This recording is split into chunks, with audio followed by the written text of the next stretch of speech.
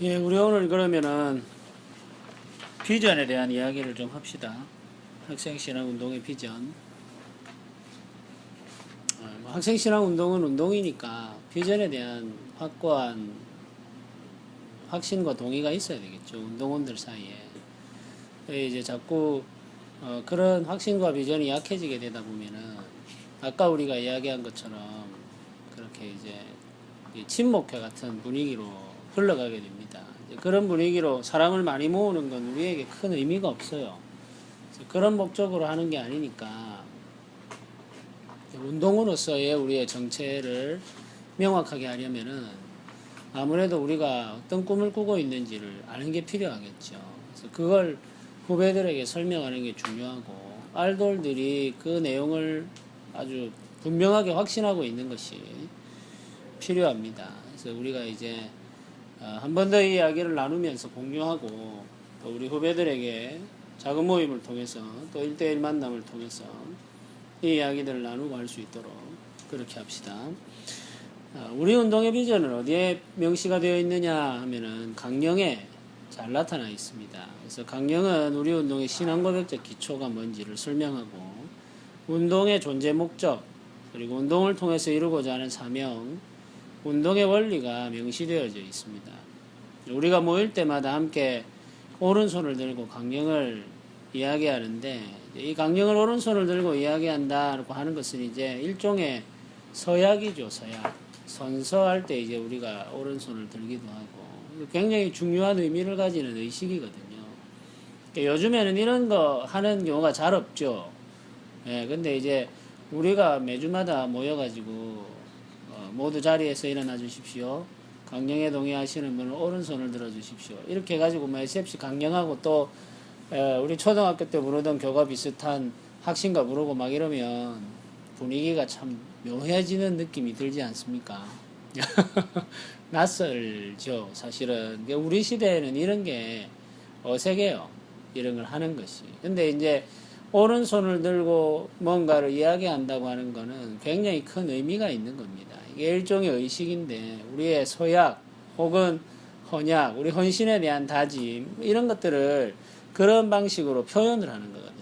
그러니까 매주마다 그러니까 모일 때마다 그게 이제 매주간의 모임이니까 매주마다 모여서 그 일을 반복한다고 할 때에는 이 강령에 대한 우리의 생각과 의미를 뭔가 좀 더 강하게 심어줄 필요가 있다는 말이겠죠. 이제 뭐 강령을 그냥 한 번씩 이야기하고 넘어가면 안 되고 이 강령이 가지고 있는 의미 또 강령이 말하고 있는 사명과 목적 이런 것들을 우리가 어떤 방식으로 살아가는 캠퍼스나 교회에서 구체화해 나갈 건가 구현해 나갈 건가 이걸 이제 기도하면서 생각하고 실천하는 것이 필요하겠습니다. 우리 그러면 오랜만에 또 우리 알돌 모임 때는 SFC 강령 이런 거 안 하는데 한번 같이 한번 읽어봅시다. 읽어보고 한 가지씩 내용을 좀 살펴보도록 합시다. 같이 한번 읽어보겠습니다. 시작. SFC 강령 우리는 전통적 웨스트민스터 신앙고백서 및 소교리 남들을 위해 신조한다. 우리는 개혁주의 신앙과 생활을 확립하여 세상의 빛과 소금이 됨을 우리의 목적으로 한다. 우리의 사명은 다음과 같다. 개혁주의 신앙의 대한교회 건설과 국가와 헌의 복음화, 개혁주의 신앙의 세계교회 건설과 세계의 복음화. 우리의 생활 원리는 다음과 같다. 하나님 중심, 성경 중심, 교회 중심. 네, 이게 강령이죠. 네, 그러면은 한 가지씩 우리가 한번 살펴봅시다. 웨스트민스터 신앙고백서와 교리문답서는 17세기에 작성된 문서입니다. 1647년에 이제 채택이 되죠. 의회에서 이제 공식적으로 승인이 되는데 영국에서 작성됐죠. 시대와 역사적인 배경이 다른 이 문서가 우리에게도 유효한가? 뭐 이런 질문 해볼 수 있겠죠. 지금은 2014년이고 우리가 사는 곳은 한반도인데 1647년 영국적 상황에서 기록되어진 이 문서가 2014년 한반도적 상황에서 살고 있는 우리에게 유효한가 하는 겁니다. 그리고 이 신앙고백서를 우리의 신조로 채택한다고 하는 것은 어떤 의미인가? 이런 이야기도 해봐야 되지 않겠습니까? 어때요? 16세기에 기록되어진 이 문서를 우리가 신조로 채택한다고 할 때에 그 문서가 지금 우리 시대에도 유효하겠습니까? 이런 질문을 하면 우리는 어떻게 대답을 해야 되겠습니까? 만약에 어떤 논쟁이 일어나게 될 때에 페이스북에서 종종 그런 일들이 일어나거든요. 신학적인 혹은 신앙적인 토론이 막 일어나는데 SFC 운동원들은 그렇게 하다 보면은 우리가 가지고 있는 신조를 인용해요. 그러면 어떤 사람들은 야 너네들 그거는 16세기 영국에서 기록된 문서인데 그걸 가지고 지금 우리한테 이야기하면 되냐. 지금은 2014년이고 여기는 한반도인데 쓸데없는 거 꺼내지 말고 다시 이야기해봐. 이렇게 이야기한단 말이에요. 그 질문이 뭐냐면은 16세기 영국적 상황에서 기록된 문서가 우리에게도 유효하냐 이 말이죠. 그럼 그렇게 이야기할 때 우리는 뭐라고 이야기할 수 있겠습니까?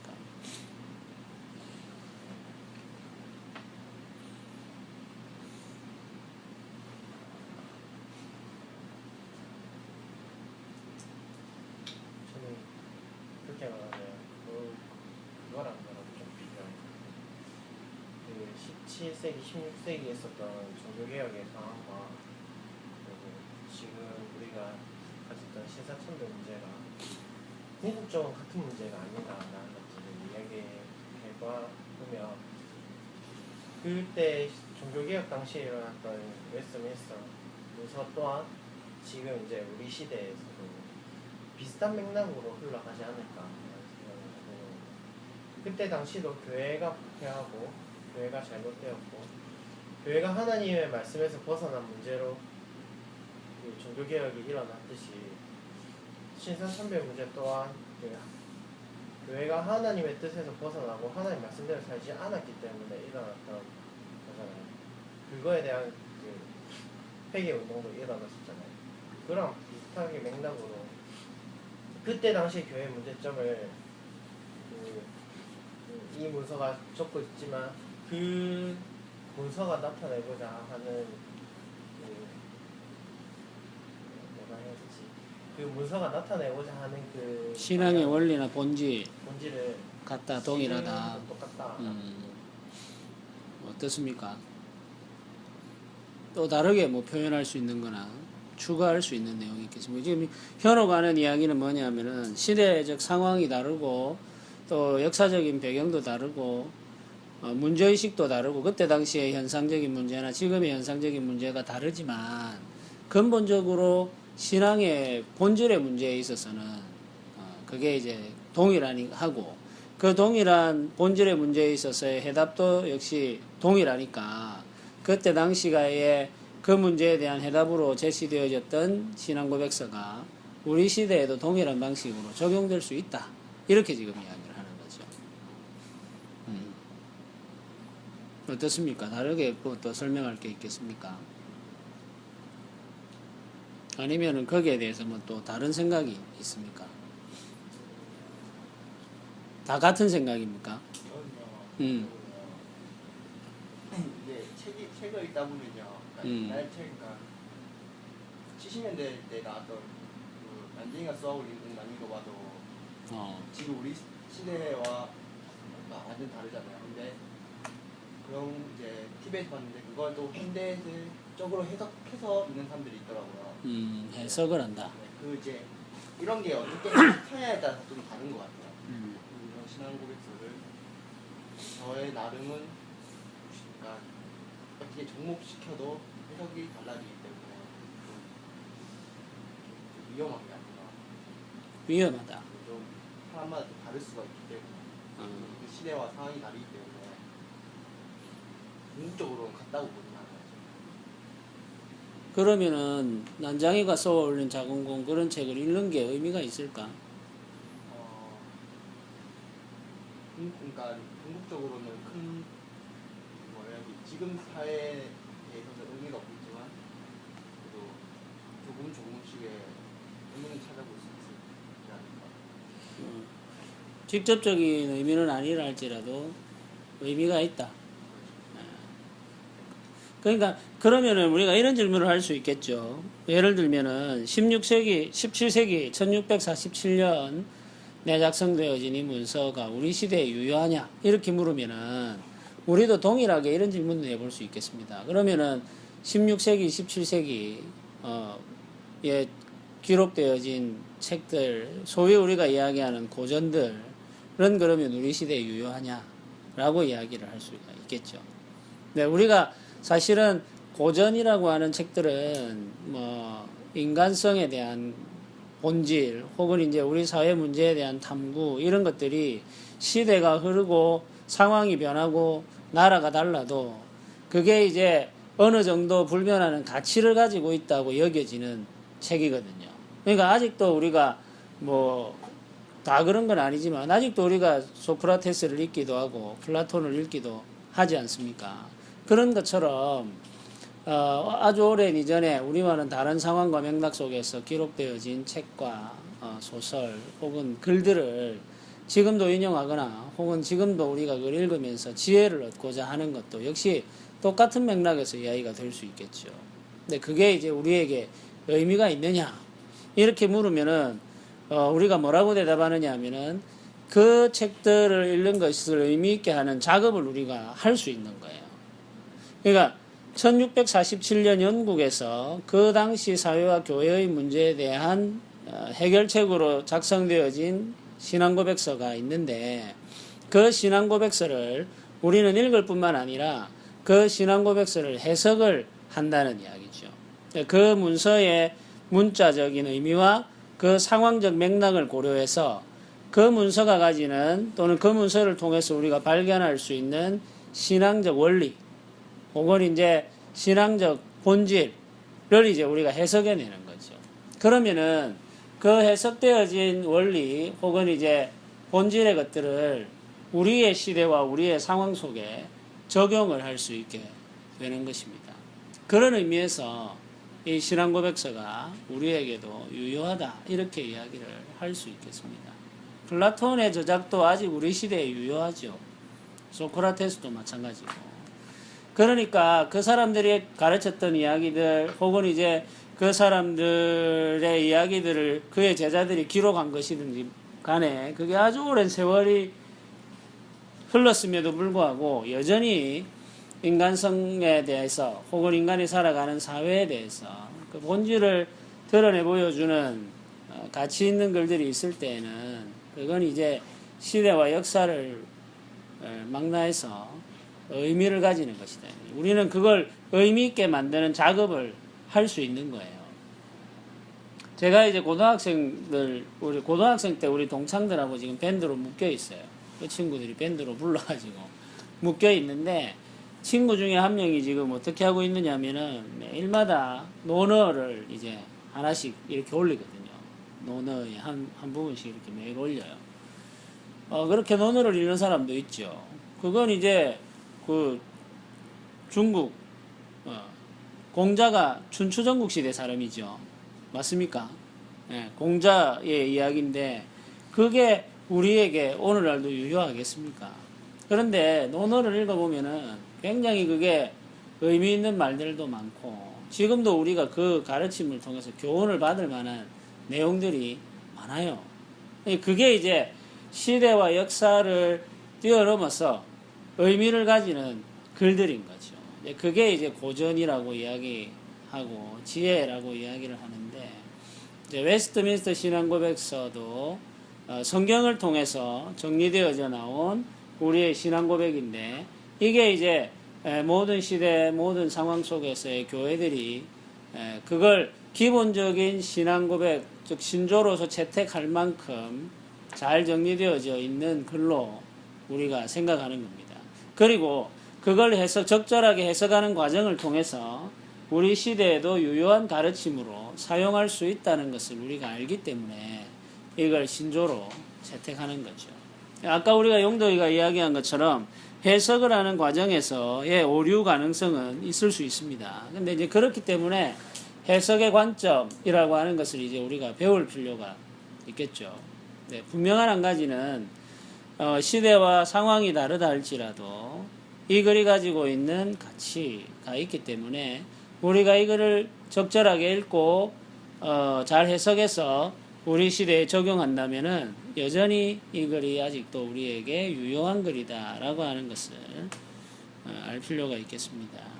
이걸 이제 우리의 신조로 채택한다고 하는 것은 어떤 의미냐 하는 거는 이게 이제 우리의 신조로 채택이 되는 건데 그러나 이 신조가 우리가 읽고 있는 성경과 동일한 권위를 가지고 있는 것은 아닙니다. 신조는 무오한 것이 아닙니다. 그렇기 때문에 성경과 같은 권위를 가지지는 않습니다. 그런데 우리가 이걸 신조로 채택한다라고 할 때에는 성경의 가르침을 이 신조가 정리하고 있는 것과 같은 방식으로 우리가 이해하고 읽고 살펴보겠다라고 하는 의미가 담겨져 있는 거죠. 성경의 진리를 이 신조가 이렇게 정리해낸 건데 거기에 이제 우리가 동의하고 함께 마음을 같이 해서 성경을 읽고 성경을 가르치고 성경을 사람들에게 전하겠다라고 하는 그런 의미가 담겨져 있는 겁니다. 그래서 우리가 이제 이 신조를 동일하게 우리가 받아들이고 채택하고 있기 때문에 그 성경을 가지고 읽고 배우는 우리들은 동일한 신앙 고백의 틀 안에서 함께 하나님을 예배하겠다. 이런 고백이 담겨져 있는 것이죠. 그런데 한 가지 더 우리가 이제 기억해야 될 게 있습니다. 그게 뭐냐면은 웨스트민스터 신앙고백서가 성경이 담고 있는 모든 신앙적 진리를 다 다루고 있느냐 하는 거죠. 그렇지 않죠. 신앙고백서는 그 시대의 문제에 초점을 맞추고 있기 때문에 다루고 있지 않는 부분들이 상당히 많이 있습니다. 그리고 또 어떤 경우에는 다루고 있는데 부분적으로 부족하거나 혹은 모자라는 부분들도 있을 수 있겠죠. 이제 그런 부분들은 후대에 이제 또 성경을 연구하는 학자들에 의해서 밝혀지거나 가르쳐진 내용들을 우리가 받아들이고 하는 데 있어서는 주저할 필요가 없다 하는 것도 기억을 해야 되겠습니다. 그래서 이제 우리 교회 역사 속에서 우리가 함께하고 있는 다양한 그룹들 안에서 이야기되어진 신앙고백과 신조들, 또 개혁주의 신앙고백서들이 다양하게 있으니까 그것들을 서로 함께 참고하면서 보완할 필요가 있겠고, 그러면서 이제 더 풍성함을 누려갈 필요가 있겠습니다. 그런 측면들은 우리가 놓치지 말아야 된다. 그래서 이제 이걸 우리가 신조로 채택한다라고 해서 이것만 한다 이렇게 생각하면 안 된단 말이죠. 이것만이 아니고 이걸 기본으로 한다는 이야기입니다. 그리고 이게 다루지 않고 있는 문제들에 대해서는 지속해서 우리가 관심을 가지고 배우고 하는 노력을 기울여야 되겠습니다. 그렇다고 해서 이 경계가 너무 느슨해지거나 약해지면 또 문제가 생길 수 있겠죠. 그래서 기본적인 경계를 우리가 유지하는 것은 필요합니다. 그런데 그 경계 안에 갇히는 건 또 이제 우리가 조심을 해야 됩니다. 그러면서 이 문서가 다루고 있지 않은 부분에 대해서는 열린 마음으로 배우고 듣고 참고하고 할 필요가 있습니다. 그런 부분에 있어서도 우리가 좀 생각을 해볼 필요가 있겠죠. 두 번째 질문을 한번 해봅시다.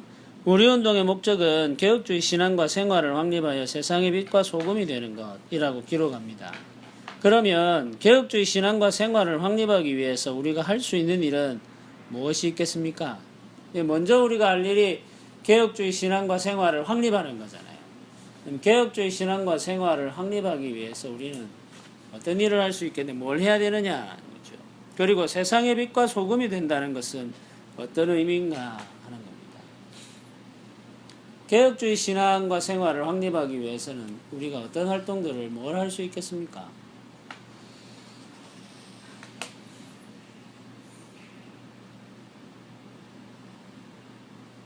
개혁주의 신앙이니까. 뭐라고? 우리 삶의 개혁주의 신앙이 어떤 거예요? 개혁주의 신앙이 어떤 건가를 이제 알아야 되겠죠. 알기 위해서는 어떻게 해야 될까요? 제일 먼저 해야 될 일이 뭐겠습니까? 우리가 성경을 읽어야 됩니다. 성경을. 일단 뭐 우리가 다른 건 다 일단 뒤로 미루어 놓더라도 우리가 가지고 있는 이 신앙의 역사는 성경으로부터 나온 거기 때문에 무조건 하고 일단 성경을 읽어야 됩니다. 성경을 읽지 않고서는 우리가 이야기하는 이 신앙을 확립한다는 것이 가능하지가 않습니다. 그러니까 종종 이제 우리가 성경을 자꾸 뒤로 미루어 놓고 막 다른 책들을 이렇게 읽는 사람들이 있는데 조심해야 될 필요가 있습니다. 그러니까 성경을 읽어야 됩니다. 성경을. 그러니까 진짜 성경이 우리에게 뭘 가르치고 있고 뭘 말하고 있는지를 아는 게 중요해요. 그러려면 성경을 읽고 성경을 공부해야 된단 말이에요. 묵상을 해야 되는 거거든요. 근데 이제 우리는 대학생이니까 성경을 읽고 성경을 묵상한다고 할 때 그냥 가벼운 큐티 정도를 말하는 것이 아니고 이제 대학생들이니까 이제 성경을 스터디 해야 돼요. 스터디 해야 돼요. 연구하는 거죠, 연구. 그렇게 해야지 된다. 그걸 어렵게 생각하지 말고 성경을 꾸준하게 읽고 반복해서 읽으면서 성경 각권과 각권을 통해서 이야기되어지는 하나님의 메시지와 가르침이 뭔가 하는 것들을 하나씩 하나씩 살펴가야 됩니다. 그래서 대학생이 되면은 대학을 졸업할 때쯤 되면은 누구에게라도 이제 우리가 성경을 펼쳐서 성경을 가르쳐 줄 수 있는 수준이 되어야 돼요. 그러니까 SFC 알돌이다 이렇게 하면은 사실은 기본적으로 졸업할 때쯤 되면은 누구에게라도 언제든지 성경을 딱 펼쳐서 성경을 가르쳐 줄 수 있는 수준이 돼야 된단 말이에요. 그렇게 하기 위해서는 일단은 성경을 읽어야 되는 거죠. 근데 성경을 읽으면서 이제 우리가 성경을 배워가려면 이제 보조적으로 도움을 받아야 되는 책들을 참고해야 되겠죠. 그게 이제 우리 다양한 역사 속에서 기록되어진 다양한 신앙 고백서들, 그리고 이제 성경을 설명해주는 책들, 이런 책들을 읽는 것이 필요합니다. 그리고 성경이 기록되어진 배경과 문화에 대한 설명들을 다루어주는 책들, 이런 책들을 참고해서 읽으면서 우리가 이제 성경 중심, 성경으로부터 비롯되어진 우리 신앙의 역사를 이해하고 우리의 마음과 삶 속에 확립해 갈 수 있습니다. 거기에 대해서 한 가지 우리가 할 수 있는 일이 뭐냐면 역사를 읽는 겁니다. 이제 교회 역사를 살펴보는 거죠. 교회 역사를 살펴보면서 우리가 가지고 있는 신앙 정통이 어떤 방식으로 흘러왔고 어떤 과정을 거쳐왔는지, 또 그 속에서 어떤 오류가 있었는지, 우리가 이제 회개하고 반성해야 할 부분들은 뭔지, 또 우리가 잘 계승하고 또 발전시켜 가야 할 것들은 뭔지, 이런 것들을 이제 살펴봐야 됩니다. 개혁주의 신앙의 역사가 오류 없이 진행되어져 온 것은 아닙니다. 굉장히 부끄러운 역사의 현실들도 있고 우리가 회개해야 할 죄악들도 있습니다. 그러니까 그 역사의 이야기들을 쭉 살펴봐야 됩니다.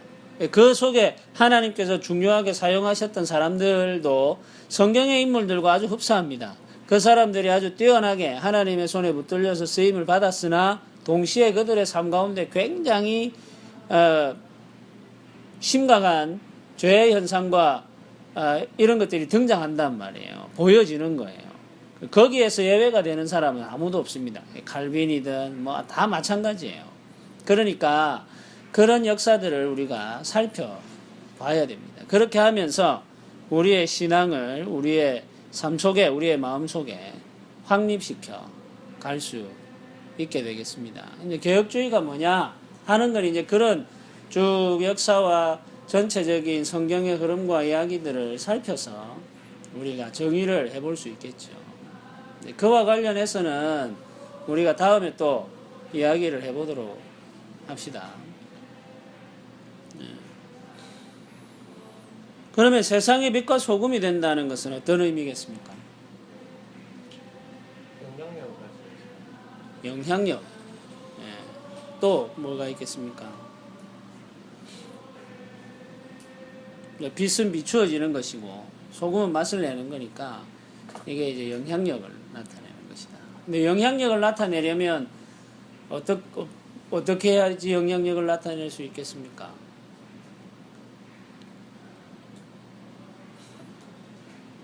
질문이 좀 애매하네, 그죠? 빛처럼 소금처럼. 빛처럼 소금처럼 돼야 되겠죠. 그게 무슨 말이냐면은 본질적으로 우리가 빛이 되고 소금이 되는 게 중요하다는 이야기죠. 빛이 되고 소금이 돼요. 그러니까 사실은 이제 예수님이 제자들을 향해서 너희는 세상의 빛이다. 너희는 세상의 소금이다. 이렇게 이야기를 하셨잖아요. 우리에게 이제 너희는 소금과 빛이다라고 이야기를 하셨는데 그러면 우리의 본질이 재정의된 거거든요. 예수님에 의해서. 제자들의 본질이 재정의된 거예요. 그 이제 제자들을 향해서 너희가 이 세상의 소금과 빛이다 라고 할 때에 소금의 본질, 빛의 본질을 가지고 있다는 이야기죠. 근데 소금의 본질은 맛을 내는 거고 빛의 본질은 어둠을 드러내는 거거든요. 밝혀서. 세상의 모든 것들을 밝혀서 드러내는 거예요. 그러니까 우리가 이제 그걸 영향력이라고 이야기를 한다고 하면은 그 영향력이 어디에서부터 오는 거냐면 소금의 영향력은 짠맛을 내는 본질에서 나오는 거죠. 빛의 영향력은 빛을 내는 그 본질에서 나오는 거예요. 그러니까 우리가 이제 세상의 빛과 소금이 되는 것을 목적으로 한다고 할 때에는 우리의 본질에 대한 인식이 이 속에 깔려 있는 겁니다. 그러니까 우리가 제자로서 살아가는 제자됨의 본질을 유지하고 회복하고 그걸 강화해 갈 때에 우리가 제자로서의 그 영향력을 세상에 드러낼 수 있다는 거예요. 그러니까 짜게 할 수 있고 감추어져 있는 것을 드러낼 수 있다는 이야기죠. 그런데 우리가 이제 그 짠맛을 잃어버린 소금, 빛을 잃어버린 빛, 빛을 잃어버린 빛이 있습니까? 빛을 잃어버린 빛은 없는데 어쨌든 빛을 잃어버린 빛 혹은 짠맛을 잃어버린 소금, 본질을 잃어버린 교회, 본질을 잃어버린 신자, 성도가 되게 되면은 이게 이제 예수님이 우리에게 부여하신 그 목적을 상실해버리는 것이 된다는 이야기죠. 그러니까 개혁주의 신앙과 생활을 확립하여서 주님께서 우리에게 부여하신 그 제자됨의 본질을 회복하겠다는 그 본질을 가지고서 세상을 섬기는 자가 되겠다는 이야기죠. 그래서 세상에 감추어져 있는 것을 드러내고 짠맛을 내는 소금과 빛으로서의 우리의 본질적 삶을 살아가는 걸 우리가 가지고 있는 목적으로 생각하는 겁니다. 그러니까 여기에는 근본적으로 제자도에 대한 강한 인식과 확신이 깔려 있다고 생각을 해야 되겠습니다. 제자도에 대한 아주 강한 확신이 깔려 있는 거죠. 그러니까 이제 우리 시대의 말로 좀 바꾸어 표현하면 세상의 빛과 소금이 되는 것이 우리의 목적이다라고 이야기하는 것은 우리는 이제 참된 제자도 참된 제자의 삶을 살아가는 것을 우리의 목적으로 한다는 이야기입니다. 그런데 참된 제자, 성경이 말하는 제자의 삶의 기초를 그러면 우리는 어디에서 찾겠다는 말이냐 하면은 개혁주의 신앙 전통 안에서 찾겠다 이 말인 거죠. 그걸 우리가 이런 방식으로 설명을 하고 있는 겁니다. 이해가 되죠? 근데 개혁주의 신앙의 전통 안에서 우리가 참된 제자도의 길, 제자의 삶의 길을 찾겠다라고 할 때에 우리가 한 가지 반복해서 이야기하면서 기억해야 되는 것이 뭐냐면 우리가 걸어온 그 신앙 전통의 역사 속에는 이미 밝혀진 오류와 죄의 흔적들과 모순들이 있기 때문에 그것들은 그러면 어떻게 해야 되겠습니까? 그것들은 적절하게 제거하고 처리하고 보완하고 회개할 것은 회개하고 하면서 이제 우리가 이어온 그 신앙의 역사 속에서 참된 제자도의 길을 걸어가도록 해야 되겠죠. 이런 생각도 해볼 수 있겠습니다. 그런데 간사님 우리가 만약에 개혁주의 신앙 역사가 개혁교회 역사가 오류가 있고 만약에 또는 심각한 죄의 흔적들이 있고 막 이러면은 그건 버려야 되는 거 아닙니까? 폐기 처분하고 새로운 걸 만들어야 되는 것 아닙니까? 이런 이야기를 할 수 있겠죠. 그렇게 되면은 우리는 어떻게 말을 할 수 있겠습니까?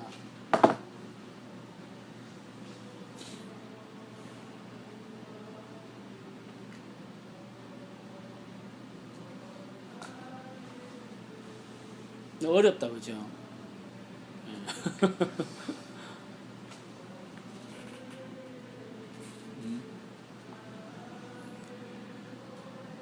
이제 이런 부분들에 대한 그 이의제기 혹은 이제 아주 신랄한 공격 혹은 이제 비판 이런 것들이 가능합니다. 실제로 또 있기도 하고 한데 우리가 이제 한 가지 더 생각을 해야 될 것은 뭐 우리가 가지고 있는 어떤 신앙의 관이라고 하는 것은 결국 어떤 흐름과 전통을 따라가게 되어져 있거든요. 우리가 독자적인 무언가를 만들어내고 형성할 수 있는 것은 아니기 때문이겠죠. 그런데 그 역사 속에서는 언제나 항상 오류가 있고 또 거짓이 있고 모순이 있기 마련입니다. 모든 것이 완벽하고 모든 것이 정결한 상태로 유지되어져 온 신앙의 역사는 우리들이 살아가는 이 세계 속에는 존재하지를 않아요. 그러니까 우리에게 필요한 게 뭐냐면은 현실적으로 현실의 역사 속에서의 신앙의 사상이 펼쳐져 나가면서 드러났던 여러 가지 오류와 문제점들 또는 죄의 현상들은 우리가 처리해 나가야 할 문제들입니다. 네, 이제 우리가 성경 속에서 발견하고 있는 참된 가르침과 그 교리들 이런 것들은 우리가 유지하고 또 이제 더 발전시켜 나가야 되고 그걸 이제 우리가 살아가는 교회와 삶 속에서 적용하면서 생겨났던 여러 가지 오류와 문제점들 이런 것들은 우리가 이제 적절하게 처리하고 해결하고 회개하면서 진행을 해 나가야 되는 거겠죠. 예를 들면 이런 일들이 있는 겁니다. 요즘에 들어서 이제 가장 많이 공격하고 이야기되어지고 있는 것 중에 하나가 뭐냐면 예를 들면 칼빈의 제네바에서의 개혁 이야기죠. 그러는 과정에서 칼빈의 반대파들 혹은 이제 그 제네바 시의 의회의 실의를 따르지 않고 거역했던 자들 이런 사람들을 어떻게 다루었는가를 이제 역사 속에서 쭉 이렇게 살펴보면은 굉장히 혹독하게 고문하고 했던 기록들이 남아 있어요. 근데 그 기록들을 우리가 보면은 굉장히 우리 시대에는 이루어지지 않는 우리 시대에도 과거에 군사 정권 때 우리가 작년에 영화도 변호사 보기도 했지만 그런 고문 이런 것들이 막 자행되는 기록들이 있거든요. 이런 걸 보면서 칼빈의 제네바에서의 칼빈의 개혁 자체가 부정되는 이야기들도 있죠. 그리고 이제 개혁교회 역사가 쭉 이렇게 흘러오면서 흑인 노예들에 대한 논쟁이 막 일어나고 있을 때에 많은 경우에 개혁교회 지도자들이 노예 제도를 정당화하는 편에서 성경을 해석하거나 가르치고 신학을 펼쳤던 예들도 많이 있습니다. 그런 경우들. 그리고 이제 보다 더 근본적으로는 개혁교회가 가지고 있는 전쟁에 대한 입장, 정당한 전쟁이 있을 수 있다고 생각하는 그 개념에 대해서도 상당히 비판적으로 보는 사람들이 있죠. 이런 부분들을 우리가 이제 잘 정리해 나가야 되겠죠. 그래서 우리가 하나님의 말씀을 우리가 살아가는 삶 속에 구체적으로 실현해 나가려고 할 때에 때로는 우리와 다른 생각을 가지고 있는 사람들 혹은 이제 반대하는 사람들에 대해서 관용하지 못하고 그들과 평화하지 못했던 과거의 역사의 흐름들에 대해서는 우리가 진지하게 검토하고 반성하고 회개하는 그런 시간이 필요합니다. 제가 이제 작년에 유럽에 갔다 왔는데 그런 이유로 이제 신앙의 이유로 화형당한 사람들이 있죠. 신앙의 이유로 화형당한 사람들이 있는데 그 제세례파들이 수장되어진 그 강이 있어요. 여기 가면은 그 제빙글리가 이렇게 목회했던 그 곳에 가면 제빙글리의 동상이 이렇게 세워져 있거든요. 세워져 있는데 그 옆에 강이 흐르고 있거든요. 강이 흐르고 있는데 제가 그 강의 이름은 기억을 못 하겠는데 그 강이 흐르고 있는데 거기에 이제 그때 당시에 제빙글리와 함께 아주 심각한 논쟁을 벌였던 제세례파들의 지도자들이 수장됐어요. 신앙의 이유로 이제 그런 이야기들 또 칼빈도 마찬가지죠. 삼위일체를 부정한다는 이유로 이렇게 화형에 처해지는 이야기 그런 부분들을 우리는 이제 굉장히 비판적으로 읽어야 됩니다. 그리고 노예제도 혹은 이제 사회 속에서 이렇게 기득권을 가지고 있는 자들과 혹은 노동자와 농민들 사이에 갈등이 있을 때 약한 자들의 편에 서지 못했던 그런 여러 가지 역사적 현실과 상황들, 이런 것들에 대해서는 우리가 이제 반성하고 하면서 이제 우리의 신앙의 가르침들은 쭉 개성해 나갈 수 있도록 그렇게 해야 되겠죠. 그런 부분들도 이제 우리가 조금씩 알아가고 이해할 수 있도록 하면 좋겠습니다. 네, 그렇게 하면서 우리가 가지고 있는 신앙과 생활을 확립해 나가는 거죠. 네, 오류들은 제거해내고 좋은 것들을 더 개성하고 발전시켜서 해 나가는 겁니다. 그래서 우리가 고백하고 있는 이 개혁주의 신앙이라고 하는 것이 완전한 게 아니에요. 무슨 말인지 알겠습니까? 완전한 게 아니다. 그러나 우리가 이것을 기본으로 삼는 이유는 뭐냐면 지금까지 그래도 성경을 읽고 해석하는 데 있어서 이 신앙이 가장 우리에게 가장 충실하게 성경을 해석해내고 가르쳐온 역사라고 하는 것을 우리가 알기 때문에 그렇게 하는 것이죠. 물론 우리와 다른 생각을 가지고 있는 사람들이 있을 수 있습니다. 그건 뭐 우리가 어떻게 할 수 있는 게 아니죠. 근데 우리는 그렇게 이해하고 받아들이면서 이 신앙을 중심으로 해서 우리의 삶을 확립하고 제자도의 본질을 회복해 가겠다. 이렇게 지금 우리가 목적으로 삼고 있는 것입니다. 네, 우리가 이 신앙을 확립하게 될 때에 우리와 다른 신앙의 체계를 가지고 있는 형제들과의 관계는 원만하고 평화롭게 하는 것이 좋습니다. 그게 이제 과거의 역사를 통해서 우리가 배우게 되는 지혜죠. 그런 부분에 있어서 우리가 아주 폭력적으로 반응을 하거나 혹은 이제 배타적인 태도를 취하거나 하는 것은 적절하지 않다 하는 것도 우리가 기획할 필요가 있겠죠. 그래서 페이스북이나 뭐 이런 곳에서 불필요한 논쟁을 할 필요는 없어요. 제가 볼 때는. 네. 침례교 전통에 있는 사람과 우리가 대화를 하면 결론이 나겠습니까? 네. 논쟁은 그러니까 그런 논쟁을 할 필요가 없어요. 그런 논쟁을 할 필요가 없고 서로를 존중하고 이해하면서 우리가 가지고 있는 신앙 전통 안에서 우리가 계승하고 발전해 가야 할 참 제자도의 삶을 확립해 가고 살아가는데 더 집중하는 것이 바람직하다 하는 생각이 듭니다. 세 번째를 한번 봅시다. 사명이라는 말은 맡겨진 임무라는 뜻을 가지고 있습니다. 우리 운동의 사명은 먼저 개혁주의 교회 건설이라고 고백합니다. 수많은 교회 가운데 개혁주의 신앙에 기초한 교회 건설을 사명으로 인식하고 있습니다. 한반도적 상황에서 개혁교회 건설은 어떤 내용과 의미를 가지겠습니까? 이거 어떻게 우리가 이야기를 해볼 수 있겠습니까? 우리의 사명이라고 이야기할 때 개혁주의 교회, 대한교회 건설, 세계교회 건설, 이게 이제 우리가 가지고 있는 사명, 우리에게 맡겨진 임무라고 우리가 믿고 있다는 건데 받아들인다는 거거든요. 근데 그럼 이게 어떤 의미인가? 우리가 어떻게 하자는 이야기인가? 이게 미션이잖아요. 그럼 우리가 뭘 하자는 이야기인가? 이거죠. 구체적으로. 그래서 저는 여기에서 우리가 이제 한 가지 리폼드라고 할 때에 이제 그 종교개혁 당시의 상황을 조금 우리가 상상해 볼 필요가 있을 것 같습니다. 그때 당시에 우리가 뭘 개혁하려고 했던가에 집중해 보는 거죠.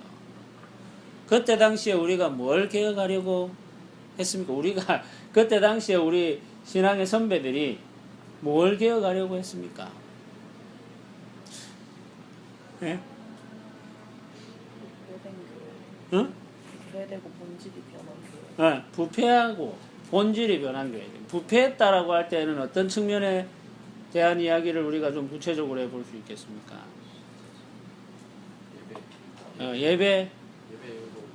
예배가 말씀으로부터 벗어나 있었다. 또 뭐가 있겠습니까? 15세기, 14세기, 13세기 뭐 중세 사회를 쭉 이렇게 우리가 살펴보면 하나님 중심이었다. 인간 중심이었다. 예, 하나님 중심이 아니라 인간 중심이었다. 근데 그 인간 중심이라고 할 때 그 인간들은 대표적으로 어떤 인간들이었습니까? 우리 지도자들. 예, 사제들 중심이었죠. 중세교회는 철저하게 사제 중심이었습니다. 하나님 중심이 아니라 사제 중심이었어요. 구원이 예수 그리스도를 통해서 우리에게 오는 것이 아니고 예수 그리스도를 통해서 사제들을 통해서 우리에게 오는 거예요. 그러니까 사제들이 중심이 되는 거죠. 본질적으로 교회의 중심이 되는 거예요. 또 뭐가 있겠습니까?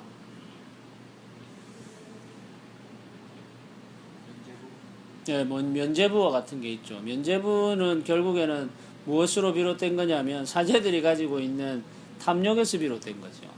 돈을 주고 죄를 용서하는 증서를 파는 건데 그렇게 해서 모은 돈을 누가 다 가져갔습니까? 사제들이 다 가져갔단 말이에요. 그래서 이제 사제들이 엄청나게 치부하고 또 이제 결혼을 하지 않는 서약을 했음에도 불구하고 결혼을 하지 않은 채 여인들을 가까이 해서 수많은 사생활을 낳고 이렇게 되는 거죠. 아버지 없는 아들을 만드는 거죠. 이런 일들이 자행됐거든요. 중세교회 속에서. 그러니까 이게 이제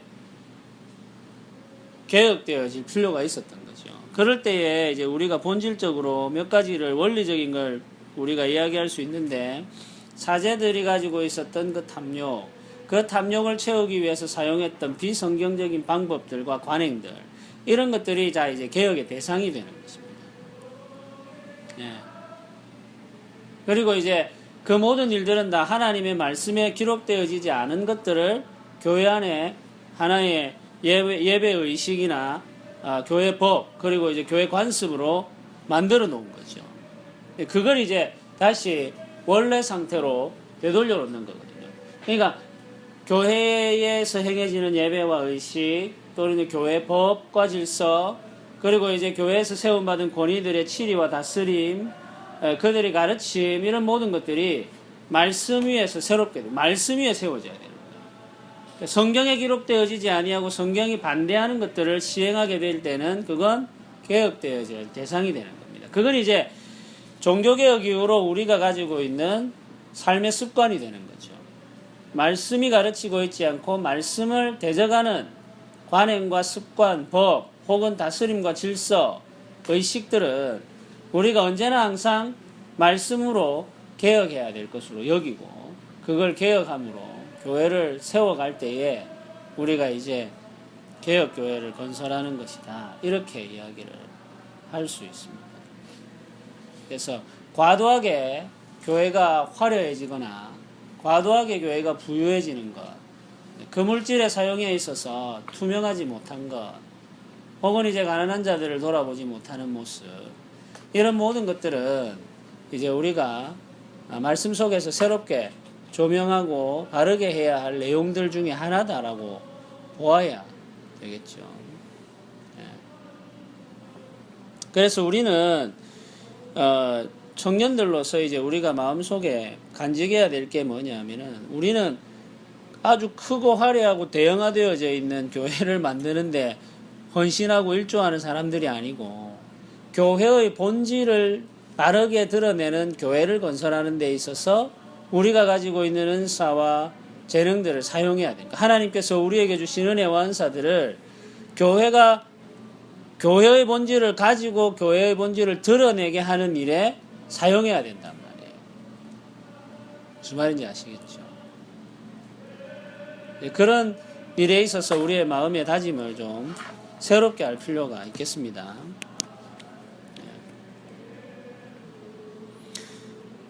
한 가지 더 살펴봅시다.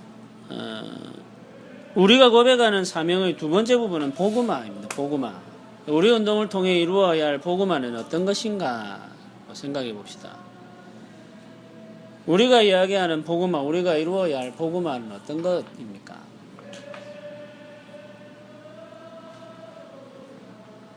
복음화는 뭡니까? 복음화.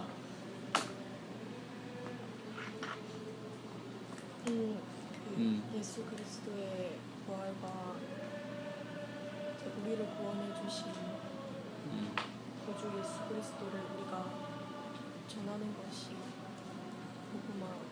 예수 그리스도를 전하는 거.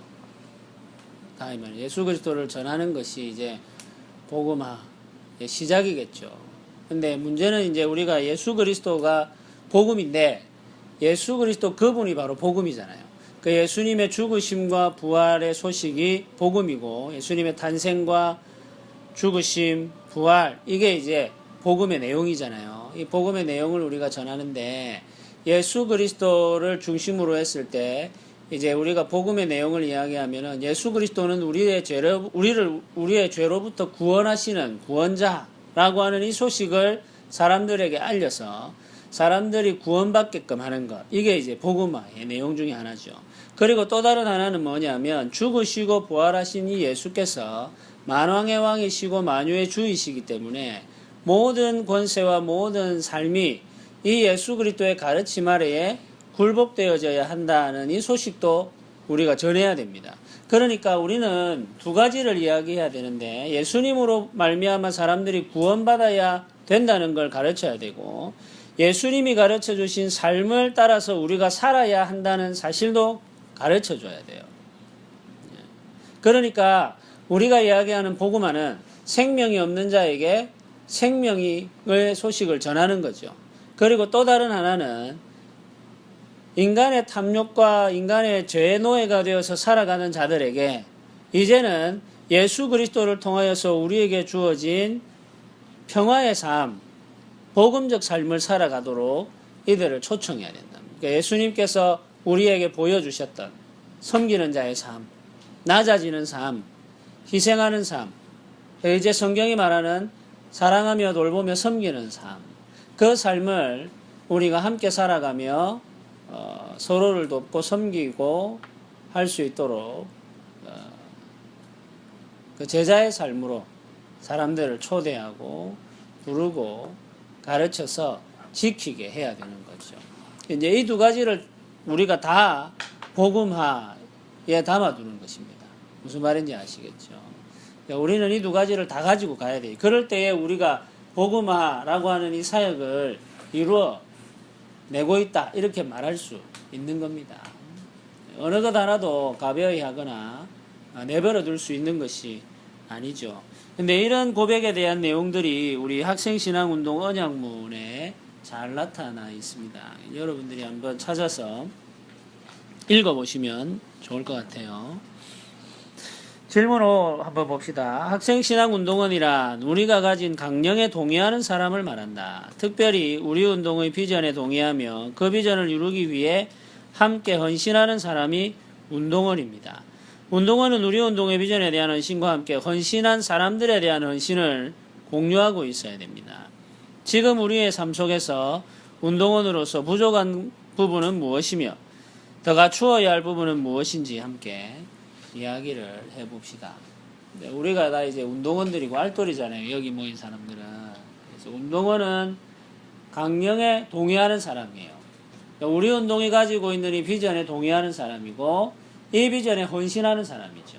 그뿐만이 아니고 이 비전에 헌신하는 동력자들에게도 헌신하는 사람이 운동원이며 알돌이란 말이에요. 그렇다고 할 때에 우리에게 부족한 게 뭐가 있는지 혹은 우리가 좀 더 갖추어 가야 할 게 뭐가 있는지 같은 말인가요? 부족하다는 거 갖추어 가야 된다. 한번 이야기를 해볼까요?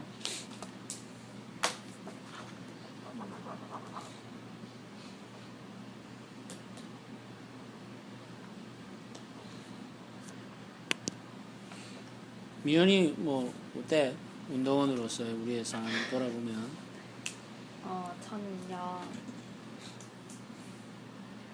되게 이런 거를 이제 나누거나 생각할 때는 우리가 그거를 마음속에 가지고 있는데 실질적으로 삶 속에 살아낼 때는 좀 이거랑 좀 살짝 동떨어져서 참 그냥 보통 이제 그냥 교회 다니는 신앙인과 다른 바가 없었던 적이 좀 있었던 것 같아요. 그렇게 되지 않으려면 우리에게 뭐가 필요할까요? 우리의 존재 이유를 잊고 사는 순간들이 많다는 이야기죠. 용덕이는 어때? 저는 약간 좀 느끼는 거지만 저는 말은 번지르르하게 하는데 행동이 잘 안 되는 것 같아요. 그럼 우리 모두의 고민이죠. 말은 번드르르하게 잘 하는데 실제로 살아가는 거는 별로 없고 실천도 없는, 저도 그렇습니다. 네, 그러니까 그 운동원 성도라는 그런 우리의 정체성을 이제 깨닫고 서로 이제 의식화되어서 공유를 해야 하지 않을까. 먼저 우리의 존재 가치도 모르면서 이제 그리스도인이라고 이제 우리가 행동하고 말하고 다니는데 정말 말씀 앞에 바로 서지 못하는 그런 우리의 모습들을 보면서 먼저 왜 하나님께서 우리를 이 땅 가운데에서 부르시고 왜 하나님의 자녀로 이제 사용하게 하셨는지 우리가 먼저 생각해 보면서 우리의 정체성부터 바로 하면서 이제 하나님 앞에 바로 서야 하지 않을까라는 생각을 자, 우리가 가지고 있는 존재됨, 우리가 가지고 있어야만 할 본질적 성품, 뭐 이런 것들이 이제 구체화되지 않은 채 우리가 이제 살아가는 것이 문제겠죠. 우리가 가지고 있는 신앙, 우리가 가지고 있는 소망, 꿈, 사명이라는 말로 표현하기도 하는 이런 것들에 대한 확신을 우리의 내면에 확고하게 가지는 것이 먼저가 되겠습니다. 이제 확립한다고 아까 이제 표현을 했던 것들인데, 내면화하는 작업들을 충분하게 거치는 것이 필요하겠죠. 그러니까 우리가 성경을 읽고 해석하고 우리가 가지고 있는 역사 속에서 또 우리가 가지고 있는 신조 안에서 이제 우리가 이런 삶을 살아야 돼라고 하는 걸 이제 계속해서 배우잖아요.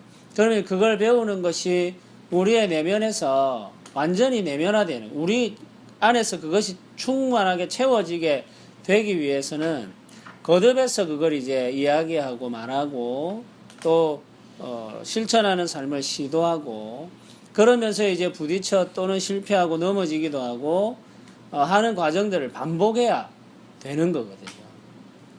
근데 그 반복의 과정들이 우리에게 매우 부족하다는 생각을 하게 됩니다. 그래서 첫 번째 우리가 해야 될 일들이 뭐냐면은 끊임없이 지속해서 우리의 모임 가운데에서 큰 모임으로 모이든 작은 모임으로 모이든 아까 동아리방에 모여가지고 교회의 아픔에 대한 이야기를 나누고 기도하고 했다고 한 것처럼 우리가 모이면은 자연스럽게 성경을 읽고 해석하는 과정을 통해서 역사를 읽고 배운 과정을 통해서 우리의 신조를 통해서 우리가 살아가고 있는 이 현실과 그 현실 속에 있는 교회, 그리고 이제 아직도 생명 없는 자들 또는 이제 예수 그리스도를 안다고는 하지만 그 본질이 회복되어지지 않은 상태에서 명목상의 그리스도인들로만 남아있는 사람들과 우리가 함께하면서 본질적으로 우리가 추구해야 할 성도의 삶, 우리가 말하는 개혁신앙인의 삶, 운동원의 삶이 무엇이어야 하는가, 제자됨과 제자도가 어떤 방식으로 우리 안에서 구체화되고 표현되어야 하는가를 반복해서 이야기하는 것이 시작입니다. 아까 우리 용동이가 이야기한 것처럼 말은 막 하는데 실천이 안 따른다. 그 해서 말을 안 하면 안 돼요. 우리 공동체는 먼저 이야기하는 공동체가 되어야 돼요. 그러니까 그 이야기를 계속하고 공유해서 그 이야기들이 우리의 내면에 가득 차서 삶으로 나타날 때까지 그 이야기를 만들어 가야 됩니다. 그래서 이야기를 한다는 것은 굉장히 중요한 거예요. 이야기를 한다는 것은. 그러니까 모이면 우리가 그 이야기를 함께 해야 됩니다. 이제 모이면 아까 이야기했듯이 동아리방에 모여서 마피아 게임하고 동아리방에 모여서 카드 놀이하고 이런 동아리들이 있잖아요. 우리 주변에 지금 우리가 보고 있는데 그렇게 하면은 말씀을 우리가 읽고 해석함으로 우리의 삶에 적용하려고 하는 이 과정들이 우리의 내면 세계에 차지를 않아요. 예. 그러니까 모였을 때 우리가 말씀을 이야기하고 역사를 이야기하고 또 이제 우리의 신조를 이야기하면서 우리가 어떻게 이 고백들을 이 말씀의 가르침들을 순종하여 이 땅에 현실화해 나갈 건가를 계속해서 서로에게 들려주고 듣고 그러면서 우리의 마음에 그 이야기들을 채워 가야 됩니다. 그게 굉장히 중요한 과제예요.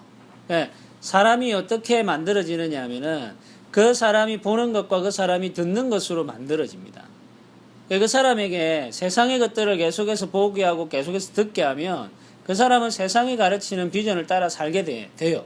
그러니까 단순한 거죠. 텔레비전을 계속해서 보게 하면은 이 사람들은 아무리 그가 그리스도인이라고 하더라도 세상 사람과 동일한 형식의 삶을 살아가게 되어 있습니다. 그런데 이 사람에게 계속해서 성경을 들려주고 성경을 이야기해주고 그걸 계속해서 생각하게끔 도와주면은 이 사람들이 성경을 중심으로 한 삶의 방식들을 배워갈 수 있게 된단 말이에요. 근데 우리에게는 지금 너무나도 그 하나님의 말씀과 교회 역사 그리고 이제 우리의 신조를 중심으로 한 이야기들을 듣는 시간이 부족하다는 게 문제예요. 부족하다. 예배 시간에 설교가 점점 짧아지잖아요. 모여서 우리가 하나님의 말씀을 이야기하는 시간도 계속 짧아지거든요. 그러니까 세상의 이야기를 듣고 접하는 시간들은 엄청나게 길어지고 있거든요. 그러니까 지금 우리는 스마트폰을 들고 다니면서 듣고 보기 때문에 거의 24시간 쉬지 않고 잠잘 때를 제외하고는 세상의 가치관을 접하고 있다고 생각하시면 됩니다. 그런데 그런 삶을 살고 있는 우리 친구들에게 하나님의 말씀의 가치를 이야기하고 그것이 그들의 내면에 채워져서 삶이 되게까지 하기에는 엄청나게 많은 시간을 우리가 필요로 하는 거죠. 네, 우리가 사용할 수 있는 시간 속에서는 최대한 그 이야기를 반복하여 공유하면서 성령이 그들 가운데 기름 부어져서 거기에 불이 붙도록 해야 됩니다. 그래야지만 변화되어진 삶으로서 우리가 이야기하는 운동원의 삶, 제자된 삶을 살아갈 수 있게 되는 것입니다. 두 가지가 필요하단 말이에요. 성경의 이야기, 교회의 역사 속에서 우리가 알게 되었던 이야기, 신조를 통해서 밝혀진 이야기, 이런 이야기들을 거듭 반복하여 공유하면서 우리의 마음에 그걸 채워가는 것이고, 또 하나는 성령이 그 가운데 임해서 그들에게 우리 가운데에 성령의 불이 붙게 되어야지만 우리가 원하는 삶을 살아갈 수 있습니다. 네, 그 일을 하는 게 저와 여러분들이란 말이에요. 저와 여러분들이 알돌들이 함께 그 일을 해야 됩니다. 그래서 우리가 할 수 있는 건 뭡니까? 이야기하는 공동체로 만드는 건 우리가 할 수 있어요. 애를 쓰고 노력해서. 근데 또 하나는 성령이 그들 가운데 임해서 성령의 불을 붙이는 것은 우리가 기도하면서 기다려야 할 일입니다. 그러니까 우리가 해야 될 일이 두 가지란 말이에요. 하나는 기도하면서 기다리는 것이고, 하나는 이야기하는 공동체를 만들어가는 겁니다. 계속해서 하나님의 말씀과 교회 역사와 신조를 이야기하는 공동체를 우리가 만들어 가야 됩니다. 그런 공동체를 만들어서 성령이 임하시기까지 기도하며 기다리는 삶을 살아가는 것 자체가 바로 운동이에요. 아시겠습니까? 온갖 세상의 이야기들을 하는 사람들의 그룹이 많거든요. 그런 그룹들 가운데에서 우리는 하나님의 말씀과 하나님 나라의 역사, 그리고 그 말씀을 밝혀낸 신조와 신앙 고백들을 이야기하는 공동체를 만들어가는 것이 우리가 하려고 하는 운동이다. 개혁주의 신앙운동이에요. 아시겠습니까? 그게 이제 SMC는 작은 모임입니다. 그게 SFC예요. 그렇게 될 수 있도록 우리가 같이 한번 잘 섬겨가면 좋겠습니다. 혹시 뭐 더 이야기하거나 좀 더 살펴봐야 될 게 있겠습니까? 알돌들이 해야 될 가장 역할이, 저희가 하나님 나라를 신겨주는 것도 중요하지만 기도하면서 그 사람이 변화될 수 있도록 기다려주는 것도 필요하다는 거예요. 그렇죠. 예. 두 가지가 같이 병행돼야 되는 거죠. 기다려주고 기도해주고. 예. 근데 기다려주고 기도해주면서 우리가 반드시 해야 될 일이 뭐냐면 이야기해주는 거죠. 하나님 나라의 가치를, 하나님 나라의 꿈을 계속해서 이야기해주는 겁니다. 그러면서 이제 우리가 기다려주고 기도해주고 하는 것을 병행해야 되겠습니다. 오늘 그러면 이 정도 이야기하면 되겠습니까? 예, 오늘 이 정도 이야기하도록 합시다.